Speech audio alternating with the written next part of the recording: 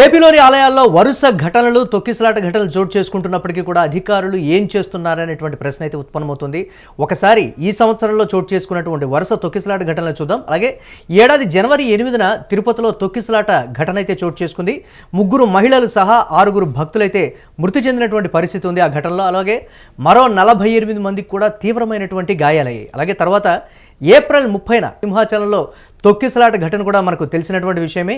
ఈ ఘటనలో 7 భక్తులు మృతి చెందినటువంటి పరిస్థితి ఉంది, 6 తీవ్ర గాయాలైనటువంటి పరిస్థితి ఉంది. అలాగే గతంలో మనం చూడొచ్చు, ఒక 10 సంవత్సరాల క్రితం అంటే 2015 మహాపుష్కరాల సందర్భంగా రాజమహేంద్రవరంలో కూడా తొక్కిసలాట ఘటన అయితే చోటు చేసుకుంది. అప్పుడు 27 మంది మృతి చెందారు, 20 మందికి తీవ్ర గాయాలైనటువంటి దిగ్భ్రాంతికరమైనటువంటి ఘటనది. అలాగే 2014 అక్టోబర్లో తిరుపతి బ్రహ్మోత్సవాల్లో కూడా తొక్కిసలాట ఘటన అయితే చోటు చేసుకున్నటువంటి పరిస్థితి ఉంది. ఆ ఘటనలో 5 మృతి చెందారు, 30 మందికి గాయాలైతేయాయి. అలాగే ఇవాళ కాశీబుగ్గ ఘటనలో ఇప్పటికే 10 మంది మృతి చెందారు. అంటే వరుస ఘటనల నుంచి అధికారులు, ప్రభుత్వం పాఠాలు నేర్చుకోవట్లేదా, బాధ్యత మర్చిపోయారా నిర్వాహకులు అనేటువంటి పరిస్థితి ఉంది. గతంలో జరిగినటువంటి పరిణామాలని సరిచేసుకొని ముందుకు వెళ్లాల్సినటువంటి అధికారులు కానీ ప్రభుత్వాలు కానీ ఎందుకు మొద్దు నిద్రపోతున్నాయనేటువంటి పరిస్థితులు. ఆలయాల్లో వరుస ఘటనలు చోటు చేసుకుంటున్నాయంటే అక్కడ తోపులాట కావచ్చు, వరుసగా భక్తులు ఎక్కువ సంఖ్యలో హాజరవడం కావచ్చు, వీటన్నిటి నేపథ్యంలో అక్కడ 10,000 మంది వస్తారు అని అంటే దాదాపుగా ఇంకొంచెం ఎక్కువగానే భద్రతా చర్యలు అయితే చేపట్టాల్సినటువంటి అధికారులు ఎందుకు ఆ దిశగా చర్యలు తీసుకోవడం లేదనేటువంటి విమర్శలు అయితే వస్తున్నటువంటి పరిస్థితి ఉంది. దీనిపై మనతో మాట్లాడడానికి మా కరెస్పాండెంట్ వెంకట్ ఫోన్ లైన్లో అందుబాటులో ఉన్నారు. వెంకట్, వరుసగా చోటు చేసుకుంటున్నటువంటి ఘటనలు మరి ప్రభుత్వాలు ఏం చేస్తున్నాయి, నిర్వాహకులు కావచ్చు లేకపోతే అధికారులు కావచ్చు, మాకు ఇన్ఫర్మేషన్ లేదని చేతులు ఎత్తేస్తున్నారే తప్ప ఎక్కడా దీనికి సంబంధించి సరైనటువంటి చర్యలు తీసుకోవడం కానీ ఇలాంటి ఘటనల్ని జరగకుండా నివారించేటువంటి ప్రయత్నాలు అయితే ఎక్కడా జరగట్లేదు అనేటువంటి విమర్శలు అయితే వ్యక్తమవుతున్నాయి. అప్డేట్స్ ఏంటి ఓవరాల్గా?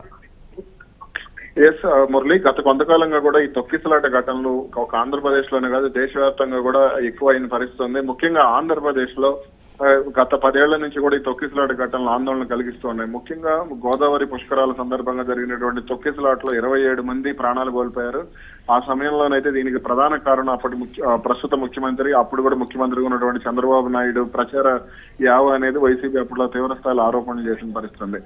ఇక ఆ ఘటనకు సంబంధించి అప్పట్లో పెద్ద ఎత్తున అటు రాష్ట్ర ప్రభుత్వంపై వైసీపీ నిరసన కార్యక్రమాలు చేయడం, మాజీ ముఖ్యమంత్రి జగన్ కూడా తీవ్ర స్థాయిలో విమర్శలు చేయడం మనం చూసాం. ఇక ఆ తర్వాత నుంచి కూడా కొన్ని ఘటనలు అంటే టీడీపీ అధికారులు ఆ తర్వాత కృష్ణా పుష్కరాల్లో కాస్త జాగ్రత్తలు తీసుకున్న పరిస్థితుంది. ఇక టీడీపీ అధికారంలోకి వచ్చిన తర్వాత ఈ ఏడాది జనవరిలో జరిగినటువంటి అంటే తొలి ఏకాదశి సందర్భంగా చోటు చేసుకున్నటువంటి ఘటన తీవ్ర స్థాయిలో సంచలనమైంది. మహిళలు సహా 6 భక్తులు ఆ ఘటనలో 3 మహిళలు సహా 6 భక్తులు తిరుమలలో తొక్కిసలాట్లో ప్రాణాలు కోల్పోవడంపై తీవ్ర స్థాయిలో విమర్శలు వచ్చాయి.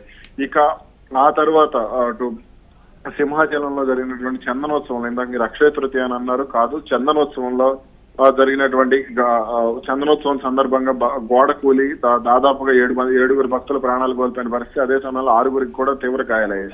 ఇక అక్కడి నుంచి కూడా రాష్ట్ర ప్రభుత్వం చాలా జాగ్రత్తగా వ్యవహరిస్తూ వస్తుంది. అయినా సరే ఘటనలు అనేవి పునరావృతం అవుతూనే ఉన్నాయి.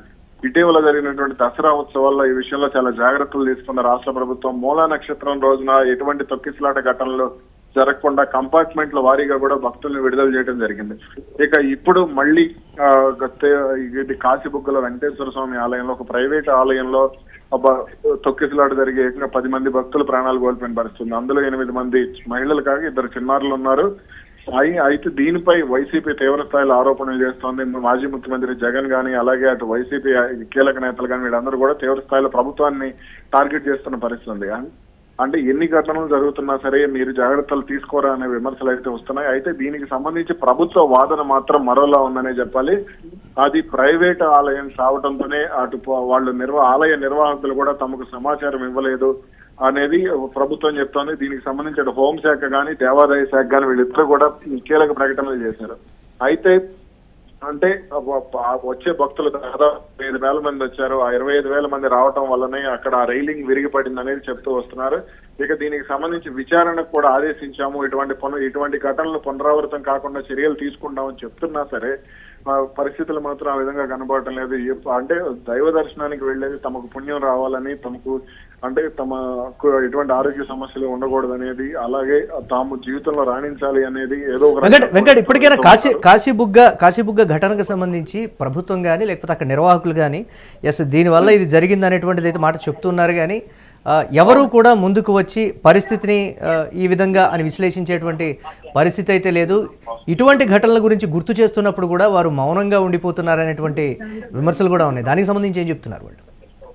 వాస్తవానికి ఇది ప్రైవేట్ ఆలయం అనేది ప్రభుత్వం చెప్తున్నమాట. దీనికి సంబంధించి దేవాదాయ శాఖలో ఇది నమోదు కాలేదు. దేవాదాయ శాఖతో సంబంధం లేకుండా 12 ఎకరాల్లో ఎవరైతే ఆలయ నిర్వాహకులు ఉన్నారో పాండా అనే వ్యక్తి, అతను అంటే తనను తిరుమల అధికారులు అవమానించారనే కారణంతో తన సొంత భూమిలో 12 ఎకరాల్లో మొత్తం 20 కోట్లు ఖర్చు పెట్టి దేవాలయాన్ని నిర్మించాడు. గత 4 ఏళ్ల నుంచి కూడా ఈ దేవాలయం నిర్మాణం జరుగుతోంది. అయితే మొన్న మే నెల నుంచి దేవాలయం అందుబాటులోకి వచ్చింది. అయితే క్రమంగా స్థానికులు అంటే ప్రాచుర్యం పొందటం, అక్కడికి వెళ్తే తమకు మంచి జరుగుతుందనే నమ్మకం ప్రజల్లో బలపడటం, ఇవన్నీ కారణంగా దేవాలయం అనేది క్రమంగా బిజీగా మారుతూ వచ్చింది. అయితే ఇక్కడ అలాగే సీదిరి అప్పలరాజు, మాజీ మంత్రి సీదిరి అప్పలరాజు మాట్లాడుతూ కూడా ప్రైవేటు ఆలయం అయినంత మాత్రాన ఇటువంటి ఫ్లోటింగ్ అనేది భక్తులు ఫ్లోటింగ్ తాకిడి ఉన్నప్పుడు ప్రభుత్వ పర్యవేక్షణ ఎందుకు ఉండదు, వారు సమాచారం ఇచ్చినప్పటికీ కూడా ప్రభుత్వం స్పందించలేదనేటువంటి విమర్శ కూడా వారు చేశారు. ఎందుకు ఆ కోణంలో చూడకూడదు? సాధారణంగా ఇప్పుడు అతను ఏదైతే పాండా అనే వ్యక్తి మాట్లాడారో ఆయన చెప్పిన దాని ప్రకారం 2 నుంచి 5 వేల మంది భక్తులు మాత్రమే శనివారం వస్తూ ఉంటారు. ఈ స్థాయిలో తను ఎప్పుడు కూడా భక్తులను చూడలేదు. కేవలం తక్కువ మంది భక్తులు అంటే 25,000 మందికి పైగా భక్తులు వచ్చారు. దీంతోనే తాను అసలు ఇంతమంది వస్తారని కూడా తాను అంచనా వేయలేదు అనేది కూడా చెప్తూ వచ్చారు. దీనితోనే తన పోలీసులకు కానీ ప్రభుత్వానికి కానీ దేవాదాయ శాఖ అధికారులకు ఎవరికి కూడా సమాచారం ఇవ్వలేదు అనేది తన మాట. కానీ దీనికి సంబంధించి అంటే ఇటు ప్రభుత్వానికి కూడా సరైన సమాచారం లేదనే వాదన మంత్రులు చేస్తూ వస్తున్నారు. కానీ ఇక్కడ ప్రభుత్వ లోపం ఉందనేది వైసీపీ చెప్తుంది.